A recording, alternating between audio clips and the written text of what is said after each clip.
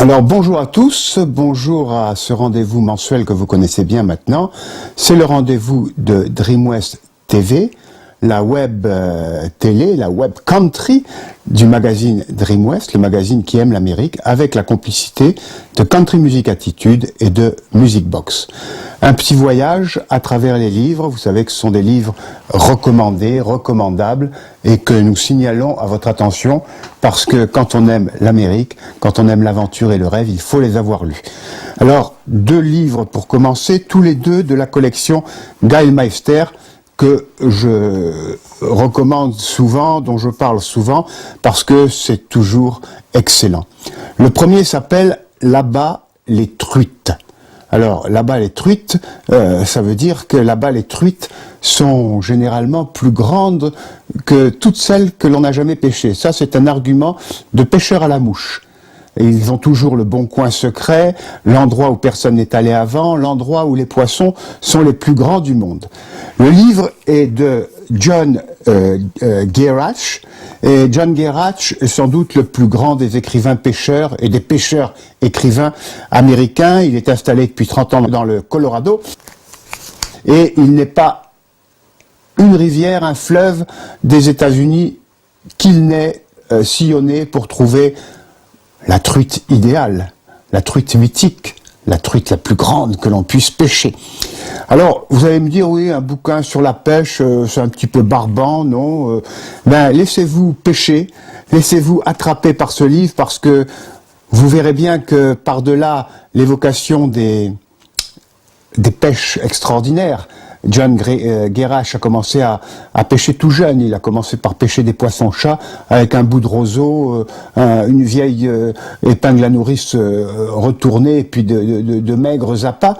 Eh bien, c'est le prétexte à nous parler des hommes, de la vie, de l'amour et de l'amitié.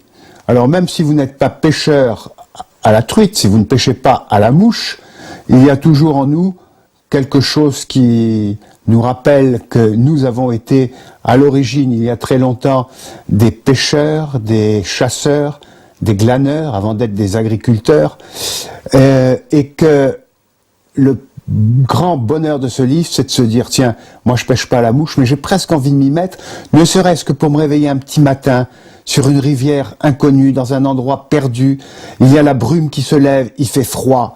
Alors il y a John et ses amis qui sont là, ils ont préparé un café chaud, on y ajoute un petit coup de bourbon pour se réchauffer, on se raconte des histoires, on parle des poissons et on parle des hommes. C'est un très beau livre, Là-bas les truites, un livre qui s'inscrit dans la grande tradition américaine de ces écrivains pêcheurs que furent par exemple Ernest Hemingway ou Cormac McLean, et c'est un voyage dans les paradis inexplorés du monde naturel. Chez Gallmeister. Le second, toujours chez Gallmeister, s'appelle La rivière de sang. Alors on reste avec une rivière, mais là on est dans une rivière un peu sanglante.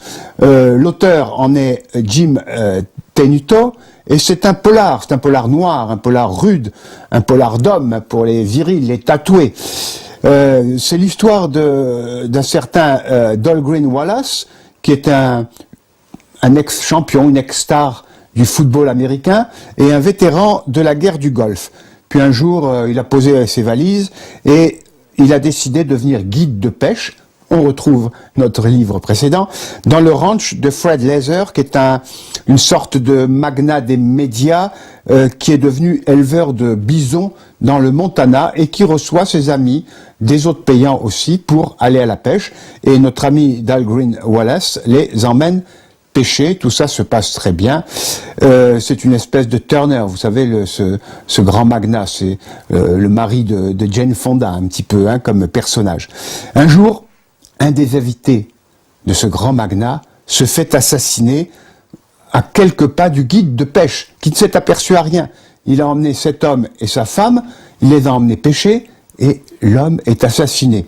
Alors, il est d'abord suspecté du crime, et il va se trouver embarqué dans une espèce d'histoire extraordinaire où il y a des milices extrémistes, il y a des écologistes terroristes, il y a des ranchers véreux qui sont prêts à tout pour mettre la main sur le ranch de Laser parce que il les empoisonne avec ses bisons et avec sa défense un peu caricaturale, lui, cet homme riche et nanti de la nature. Alors il y a de faux coupables, il y a de vrais crimes, et Jim Tenuto réussit à nous dresser un portrait acide d'une Amérique un peu particulière dans les paysages sauvages et parfois menaçants du Montana. Ça s'appelle La rivière de sang, c'est de Jim Tenuto et c'est chez Gallmeister une fois de plus. Le troisième ouvrage est un ouvrage, tiens, il n'y a pas de mal à se faire un peu de bien de temps en temps, j'en connais l'auteur, puisqu'il est de moi-même, et ça s'appelle Ballades irlandaises. Alors, ballade écrit avec un seul L, et ballade écrit avec deux L. C'est publié aux éditions de l'atelier Folfer.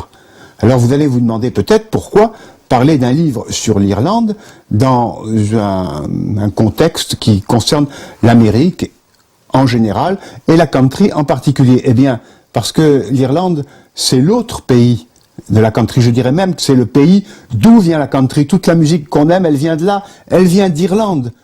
Ce sont ces chansons qui ont été reprises, adaptées, comprises avec cette espèce de désir d'aventure que ces pionniers qui venaient d'une Irlande pauvre, appauvrie, où il y avait la famine, où il y avait la guerre avec les Anglais qui la tenaient sous la botte.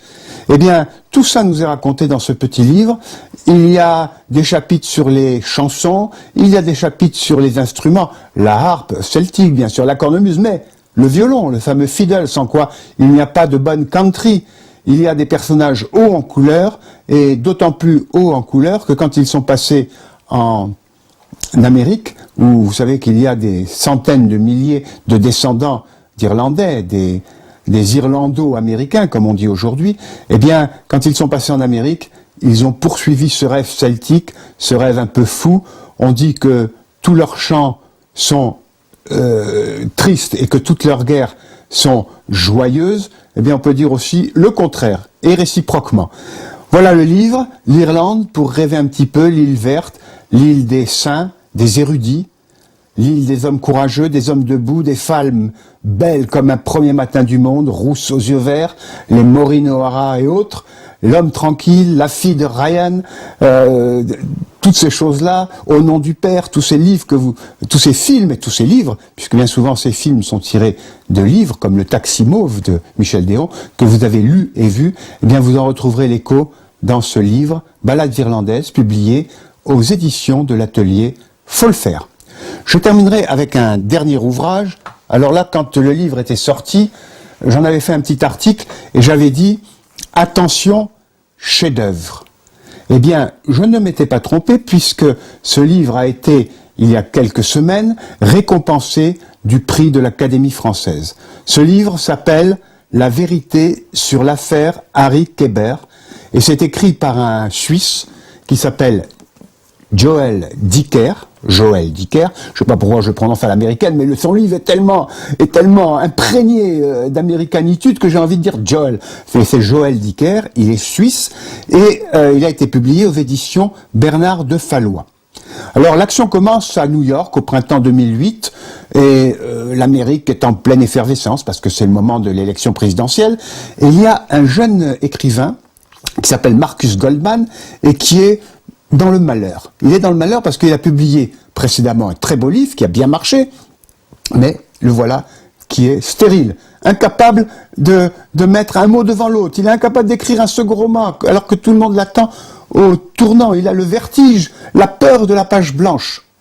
Alors il se dit, je vais aller demander à mon ancien professeur d'université qui s'appelle Harry Kéber, lui-même un des écrivains les plus respectés des États-Unis, et il va débarquer chez lui dans le nord des États-Unis, là on n'est pas dans le sud, dans le New Hampshire, la Nouvelle-Angleterre, et le problème c'est que quelques jours après qu'il soit arrivé, on découvre dans le jardin d'Harry Kéber Il fait faire du jardinage. Les jardiniers découvrent le cadavre d'une jeune fille qui s'appelle Nola Kellergan, une jeune fille de 15 ans qui a disparu plusieurs années auparavant. On n'a jamais retrouvé sa trace et on la retrouve là, donc assassinée.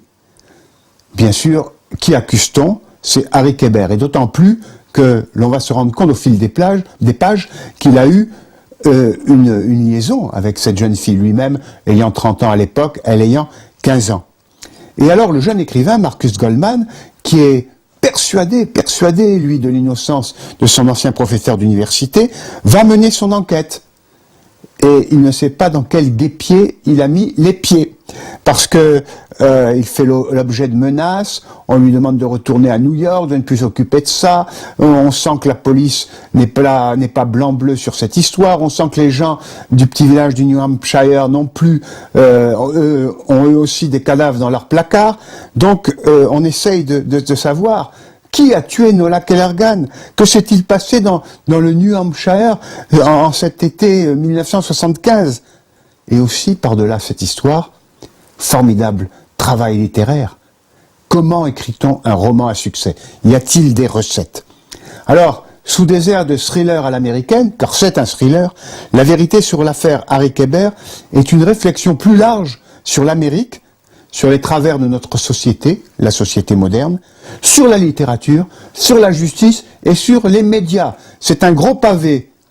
Vous l'ouvrirez, vous ne refermerez pas avant la dernière page. La vérité sur l'affaire Harry Kéber de Joël Dicker aux éditions Bernard de Fallois.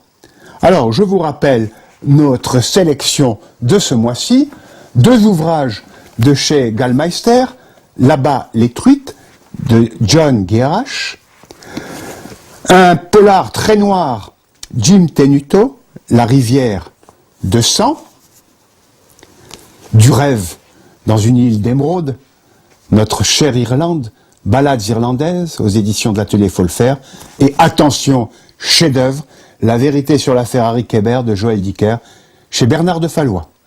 Je vous dis au mois prochain, bien sûr, et jusque-là, que Dieu nous garde.